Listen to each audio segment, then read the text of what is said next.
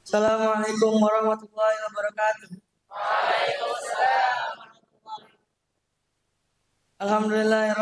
Alhamdulillah wassalatu wassalamu ala Rasulillah wa ala alihi wa sahbihi wa mawala. Amma ba'd.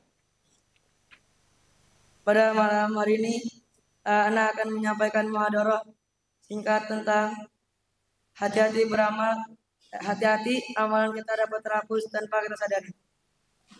Kita semua telah memahami bahwa syarat sah diterimanya sebuah amalan adalah ikhlas dan ittiba.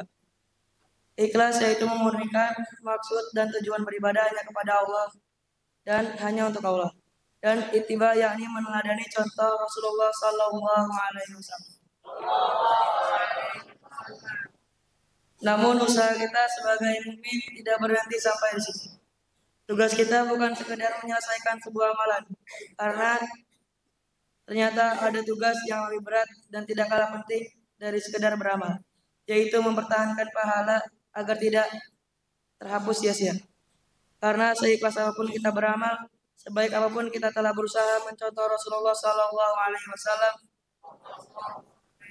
tetap saja potensi terhapusnya pahala amal sangat bisa terjadi kepada semua orang. Oleh karenanya kita harus terus mengingatkan diri kita, keluarga kita, dan kaum muslimin agar tidak sekedar puas setelah beramal. Lebih dari itu, kita berharap agar Allah menerima amalan kita, serta kita merasa takut apabila amalan kita tidak diterima. Berikut ini adalah beberapa perkara yang dapat mengurangi bahkan menghapus pahala amalan yang terkadang kita lakukan tanpa kita sadari. Perkara-perkara ini harus kita ketahui untuk dapat kita hindari. Yang pertama, merasa ujub atau bangga terhadap diri sendiri. Dari Abdullah bin Umar radhiyallahu anhu, Rasulullah sallallahu alaihi wasallam bersabda, "Salasun muhdikatun wa dzikru minha wa ijabul mar'i bi nafsi." Artinya, ada 3 hal yang dapat membinasakan seseorang. Di antaranya adalah merasa ujub terhadap diri sendiri. Syekh Muhammad bin Shalih Al-Utsaimin rahimahullah mengatakan, ujub itu bisa membatalkan atau menghapus pahala amalan seseorang hamba. Sebagai contoh, jika kita dimudahkan oleh Allah untuk bangun sholat tahajud, maka jangan langsung memandang remeh orang yang sulit untuk bangun malam untuk sholat tahajud. Jika kita dimudahkan oleh Allah untuk bersedekah, jangan langsung memandang remeh orang yang jarang kita lihat bersedekah. Karena barangkali mereka yang kita pandang remeh memiliki amalan tersembunyi yang mereka lakukan dengan ikhlas, yang hanya Dia dan Allah yang mengetahui.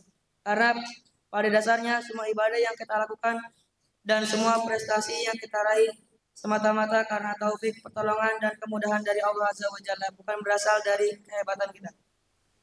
Yang kedua, menzalimi dan menyakiti kaum muslimin.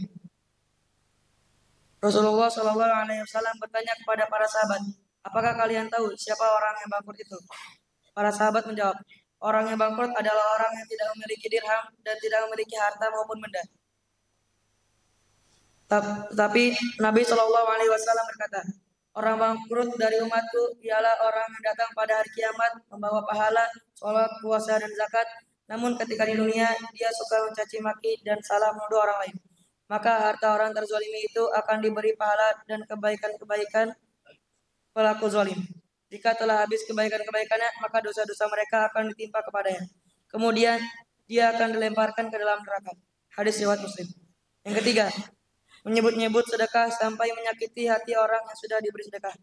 Allah Ta'ala berfirman dalam surat Al-Baqarah ayat 264. Ya ayyuhalladzina amanu la tubatilu shadaqatikum bil manni wal adza kalladzi yunfiqu malahu ria'an nasi wa la yu'minu billahi wal yawmil akhir. Wahai orang-orang yang beriman, janganlah kamu merusak sedekahmu dengan menyebut-nyebutnya dan menyakiti perasaan penerimanya. Seperti orang yang menginfakkan hartanya karena ria, pamer kepada manusia, dan dia tidak beriman kepada Allah dan hari akhir. Saking pentingnya menjaga perasaan orang lain yang menerima sedekah kita yang menerima sedekah kita, sampai-sampai Islam memberikan keutamaan lebih bagi orang yang bersedekah secara diam-diam. Dari Abu Hurairah radhiyallahu anhu, Rasulullah Shallallahu Alaihi Wasallam bersabda, 7 golongan manusia yang mendapat naungan Allah pada hari kiamat. Di antaranya adalah seseorang yang bersedekah dan menyembunyikan sedekahnya, sampai-sampai tangan kirinya tidak mengetahui apa yang disedekahkan dari tangan kanannya. Mungkin sekian muhadarah singkat dari saya. Mohon maaf jika ada kesalahan. Assalamualaikum warahmatullahi wabarakatuh.